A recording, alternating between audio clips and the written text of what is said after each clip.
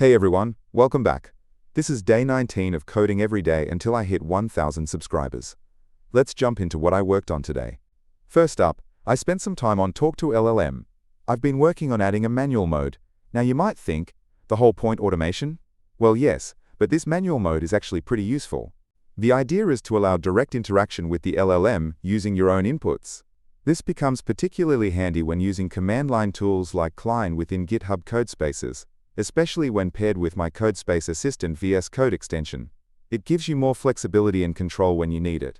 Here's a quick look at the Codespace Assistant extension in action, which helps streamline working in Codespaces. And this is the extension page itself on the marketplace.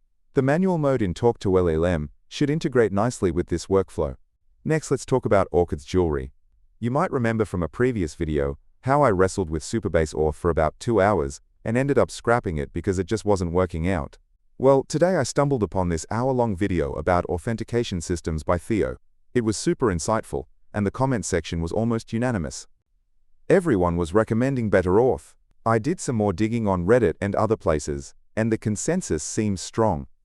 Better Auth is highly regarded, with only a couple of mentions favoring Supabase. Better Auth is framework agnostic, built for TypeScript, and aims to simplify adding complex features like 2FA or multi-tenancy quickly, letting developers focus on the app itself rather than reinventing Auth. So based on all that positive feedback, I've decided to pivot and use Better Auth for Orchid's jewelry. Today was mostly about understanding it, going through the documentation, and getting familiar with how it works.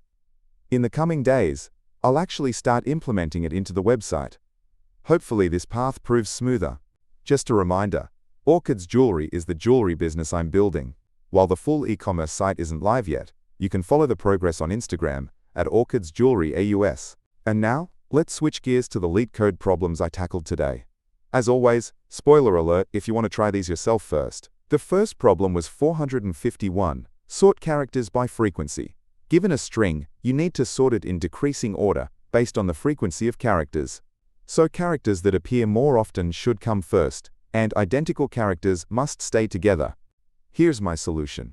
First, I create a dictionary charken to store the count of each unique character in the input string S. I iterate through the set of unique characters to avoid recounting.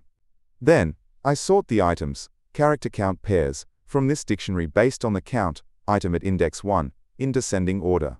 Finally, I iterate through the sorted list and append each character, repeated by its count, to the result string res.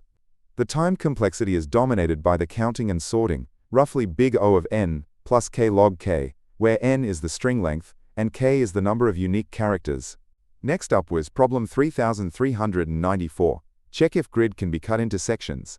This one involves an n by n grid and a list of non-overlapping rectangles, defined by their bottom left and top right coordinates.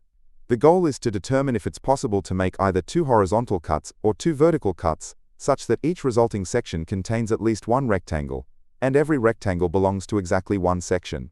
My approach uses a helper function _check_cuts.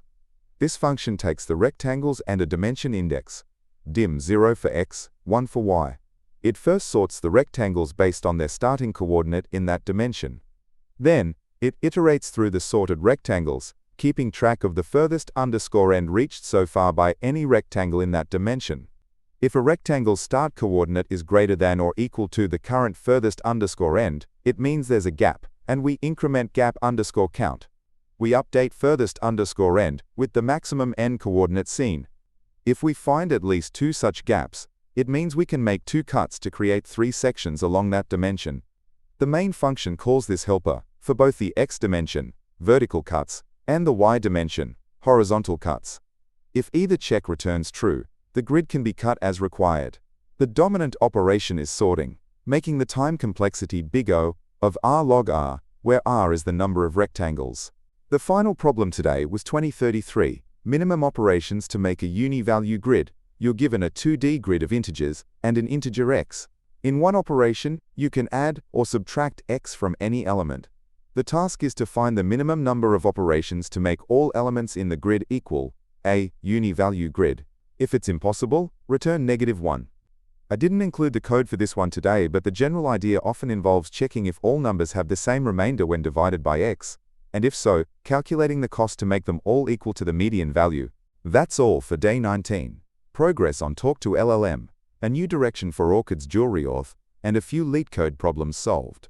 If you enjoyed the video or found it helpful, please hit the like button, subscribe if you haven't already, and leave a comment below. I'd love to hear your ideas for the series. You can also help me continue making these videos by donating at buymeaboba.com, link in the description. Thanks for watching, and I'll see you tomorrow.